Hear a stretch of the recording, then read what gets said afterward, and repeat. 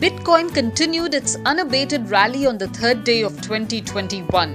The most popular cryptocurrency surged past $34,000 on Sunday, the day of Bitcoin Network's 12-year anniversary.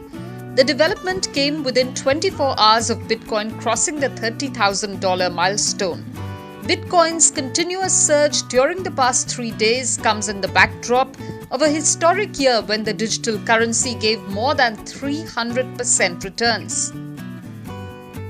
Two leading vaccine contenders in India have been granted approval for restricted use in the country. Oxford AstraZeneca's coronavirus vaccine Covishield, manufactured by Serum Institute of India, and Bharat Biotech's COVID vaccine Covaxin has been approved for emergency use authorization.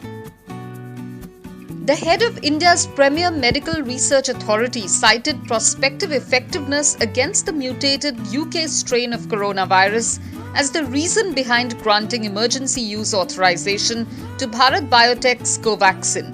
India currently has 29 confirmed cases of the new COVID-19 strain that emerged first in the UK. Dr. Balram Bhargav, Director General of Indian Council of Medical Research, said that the scientists deliberating emergency use authorization to various vaccines felt that Covaxin can work better in protecting against the mutated COVID-19 strain. British Prime Minister Boris Johnson yesterday said that tougher lockdown restrictions were probably on the way as COVID-19 cases keep rising, but that schools were safe places and children should continue to attend where permitted. Britain recorded 57,725 new cases of the virus on Saturday, and with more than 74,000 deaths so far during the pandemic, the government's response has been heavily criticized. The World Health Organization has said that there have been at least 4 types of coronavirus that have been circulating on the planet since the infection was first detected in Wuhan in November 2019. The organization said that since the start of the pandemic, they have received several reports of unusual public health events that are possibly due to the coronavirus variants.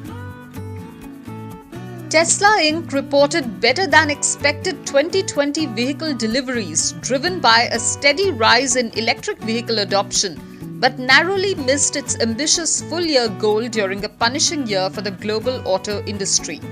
The company delivered 499,550 vehicles during 2020, above Wall Street estimates of 481,261 vehicles, but 450 units shy of CEO Elon Musk's target.